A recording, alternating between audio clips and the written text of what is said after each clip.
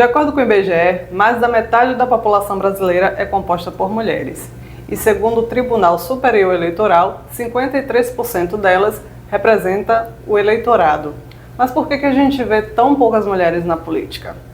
Para falar sobre esse assunto, a gente convida hoje o advogado Dr. Tiago Bianchi, que é presidente da Comissão Especial de Direito Eleitoral da OAB Bahia. Dr. Tiago, seja muito bem-vindo. Eu que agradeço o convite, é uma imensa satisfação estarmos aqui falando sobre direito eleitoral, num ano importante, mais um ano eleitoral. Falar sobre um tema tão caro para a sociedade, que é a participação feminina e, por que não, a fomentação da participação feminina na política. Com certeza. Nesse mês de março, que é o mês onde a gente comemora o Dia Internacional da Mulher, e sendo 2024 um ano eleitoral, a gente resolveu abordar esse assunto. Eu queria começar, doutor, falando sobre o seguinte: o Brasil até hoje só teve uma mulher presidente. A Bahia nunca teve uma governadora e Camaçari nunca elegeu uma prefeita. Por que isso acontece? Nós precisamos rememorar um pouco a nossa história, não é? Se nós voltarmos ao ano de 1932, é o ano em que a mulher, né, consegue ter acesso ao seu direito de votar. E esse voto ainda era facultativo, ele não era obrigatório. Esse voto passou a ser obrigatório a partir do ano de 1965 e aí passou a ser uma regra geral, sem distinção por gênero. Então, tanto mulheres quanto homens tinham essa obrigatoriedade no voto. E talvez por conta disso, é que ainda se tenha um patriarcado muito grande nos partidos políticos, que são, obviamente, a válvula de escape para que haja um ingresso na vida pública, para que a mulher venha a obter um cargo eletivo nas eleições. E a partir daí é preciso que haja uma construção, né, nesse sentido de fomentar a inclusão dessas mulheres, não só na obrigatoriedade do exercício de voto, mas também trazer ela para essa vida política, para trazer para a vida dos partidos políticos, que a partir daí, sim, é que nós poderemos sonhar com um percentual mais próximo da realidade quando a gente compara o percentual do eleitorado feminino. Perfeito. Atualmente, doutor, qual é o percentual de mulheres exigido por partido? Não existe na legislação uma determinação clara e específica para mulheres. Né? Existe sim um percentual mínimo para um gênero. Sim. Né? Então, em cada gênero, ele deve ter no mínimo 30%. Por conta desse traço histórico e cultural, né? Ainda da falta da percepção também das mulheres quanto à necessidade da participação na vida pública, infelizmente esse percentual mínimo é destinado quase que exclusivamente para as mulheres. Então tornou-se um ditado popular, né, de que esses 30% corresponderiam às mulheres, mas obviamente é somente porque ainda temos uma participação bem tênue, bem pequena das mulheres na vida política, mas nada impede de que haja um partido político que venha, digamos, a ter um percentual maior de mulheres quando comparados com homens. Mas aí também vamos ter que destinar no mínimo 30% para os candidatos do gênero masculino. Entendi. Agora ficou claro, porque realmente tem essa coisa, né? 30%... É uma mística que se criou justamente porque ainda temos essa participação feminina mais reduzida. Muito tímida ainda.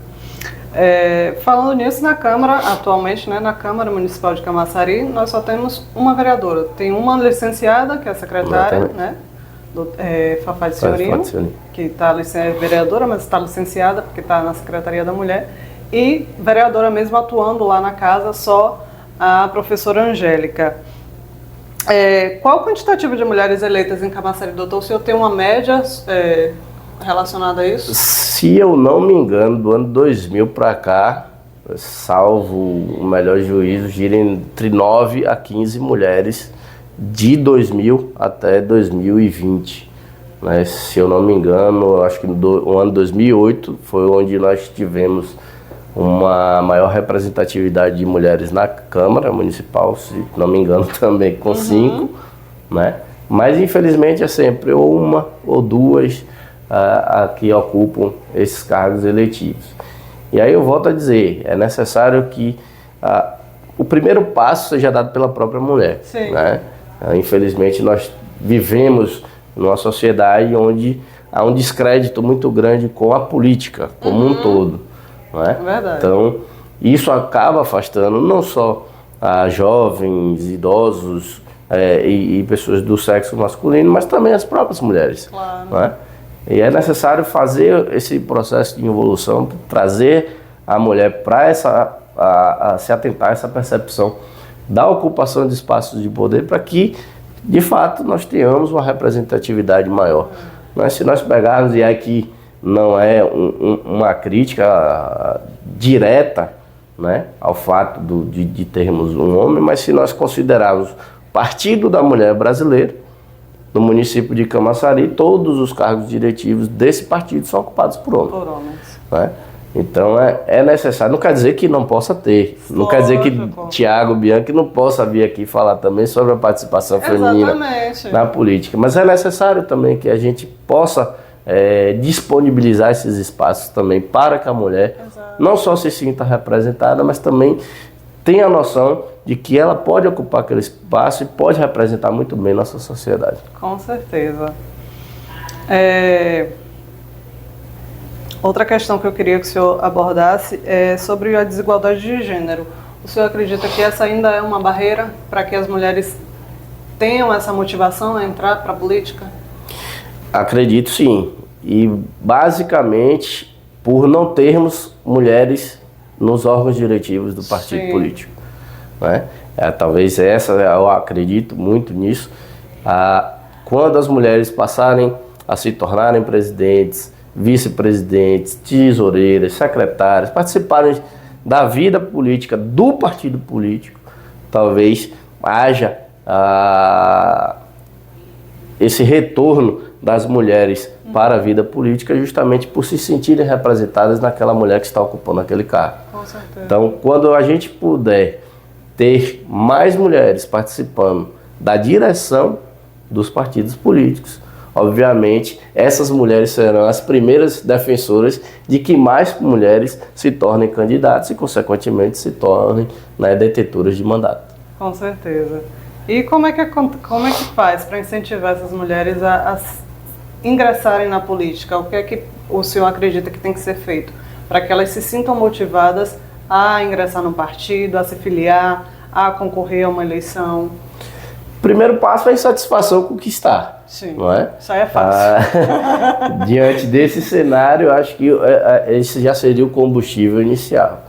Mas as próprias mulheres, né, que estão ocupando cargos representativos, não só dentro do Poder Legislativo, mas dentro do Executivo, nós temos secretários, temos Cristiane Bacelar, temos André Montenegro, temos Vivian Angelim, né, Rene, entre outros, né, que estão em cargos-chave na gestão municipal. Exato. E que podem também trazer esse aspecto fomentador para as mulheres. Né? Olha, se eu estou ocupando esse cargo, por que você também não pode estar? Isso. Né?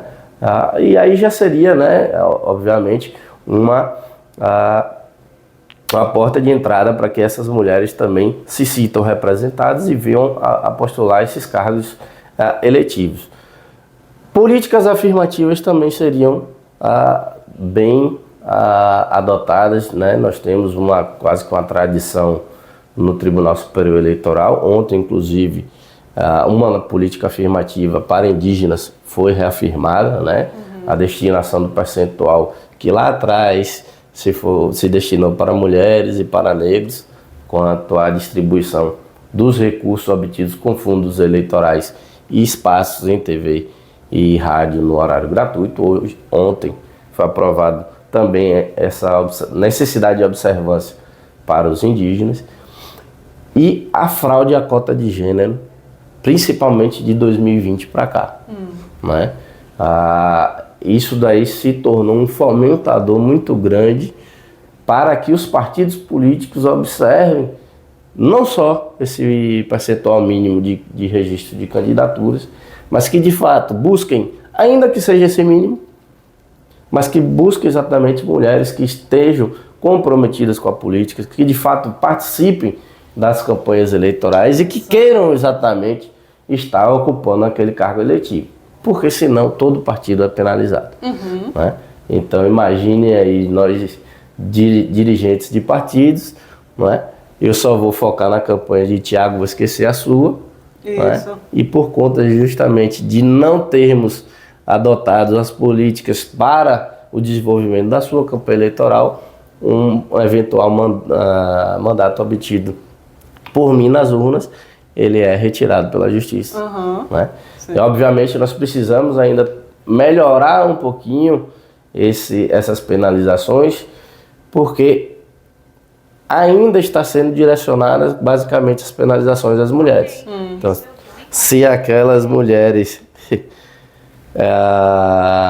eventualmente tidas como candidatas fictícias, né, elas são declaradas inelegíveis e elas são retiradas também do jogo político, digamos assim. Então teremos menos mulheres, né? E por isso que até houve uma discussão no Tribunal Superior Eleitoral da ampliação dos efeitos dessa decisão de inelegibilidade também para os dirigentes partidários. Né? Se eles são os condutores, se eles são os principais responsáveis pela montagem da chapa, eles também deveriam ser, em tese, penalizados. Essa tese ainda não foi, né, chancelada pelo Tribunal Superior Eleitoral, que entendeu que a possibilidade de penalização deveria vir por força de lei. Então deveria ser discutido no Congresso Nacional a possibilidade de extensão dessas sanções para os dirigentes partidários. Infelizmente, nosso Congresso Nacional é predominantemente ou maciçamente masculino, que ainda não nos torna crível acreditar nessa possibilidade via legislativa. É isso. Porque é até importante isso que o senhor falou, porque a gente já viu casos de mulheres que, até para atingir aquela cota que a gente falou lá no início, se filiam ao partido, se candidatam, mas aí quando vai ver, a mulher teve um voto, ou não teve nenhum voto, porque não foi feita uma campanha, ela só estava ali mesmo para encher números. Exatamente. Né, como se diz. Só para reforçar, o que a Justiça Eleitoral vai analisar não é por si só a quantidade de votos. Possa ser que ela tenha, né, uma quantidade pequena de votos, mas que ela foi de fato para a campanha eleitoral, que vestiu a camisa daquele partido, daquelas bandeiras que ela pretendia representar, e foi a conquista, né, daqueles votos. É uma situação totalmente diferente daquelas que apenas emprestam seu nome para compor a lista de candidatos. Exatamente. Ficou bem esclarecido aí. E o que esperar das eleições esse ano, doutor, no que diz respeito à participação feminina? Como o senhor tem visto aí? O senhor tem andado aqui em Camaçari, tem percebido o clima, o cenário eleitoral? O que é que o senhor espera para as eleições desse ano?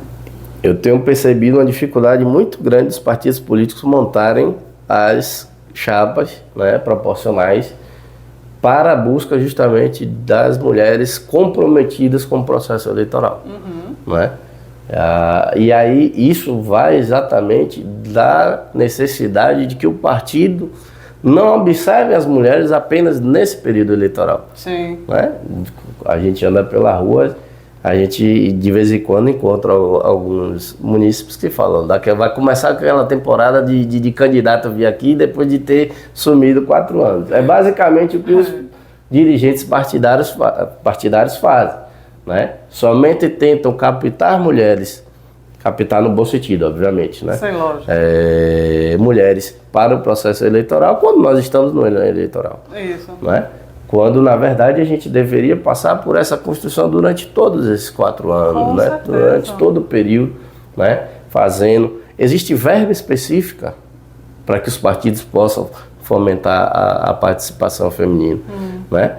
E outra situação que vai implicar bastante atenção pela Justiça Eleitoral são candidaturas masculinas que se utilizam dessas verbas destinadas às mulheres para fazer propagandas para si. né? Então haverá, o Tribunal Superior Eleitoral estará atento a esses desvios de recursos, né? Desvio de finalidade, né? Para que haja a reprimenda necessária, porque a destinação é específica. Sim. É possibilitar que mais mulheres possam conquistar cargos eletivos. Perfeito. Então vamos esperar, né, que nessas eleições de 2024 as mulheres sejam mais participativas, não só indo lá votar, mas também se candidatando, também concorrendo aos cargos. Dr. Thiago Bianchi, muito obrigado pela sua entrevista. Eu que agradeço mais uma vez o convite. Né? Me sinto parte dessa casa. Né? Sempre que for convidado, estarei aqui à disposição. E mandar um recado para as mulheres. Por favor. Né? Aquelas que não têm o intuito de se candidatar, prestem atenção a quem irá destinar o seu voto nesse ano eleitoral. Porque talvez a partir dele é que haja de fato uma mudança nesse cenário da participação feminina nos espaços de poder, tanto do poder legislativo quanto do poder executivo. Maravilha. Inclusive só temos até agora uma candidata mulher, né?